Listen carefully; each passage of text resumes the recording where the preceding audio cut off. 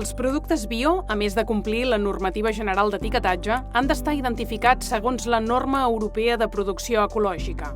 Aquesta norma estableix els requisits obligatoris i els que són optatius o facultatius.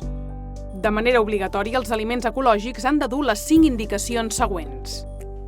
En la denominació de venda del producte cal referenciar el mètode de producció ecològica. A la llista d'ingredients cal indicar amb un asterisc o marca els que són ecològics. Ha de dur el logotip de producció ecològica de la Unió Europea, conegut com a Eurofulla. Ha d'incloure el codi d'autoritat o organisme de control, que en el cas de Catalunya és el del CCPAE, ES ECO 019-CT.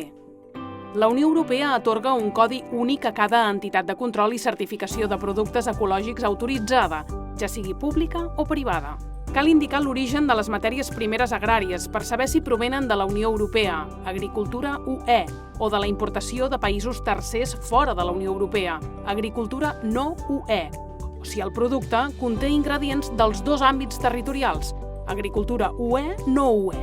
D'altra banda, de manera opcional, els productes ecològics controlats i autoritzats pel CCPAE també poden ser identificats amb els següents elements: la frase Certificat ecològic per CCPAE i el logotip de producte de l'autoritat de control.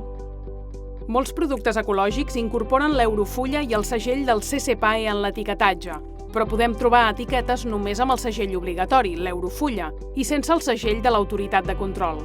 En aquests casos, es pot identificar l'organisme o autoritat que ha fet el control a través del codi, ubicat al mateix camp visual de l'Eurofulla.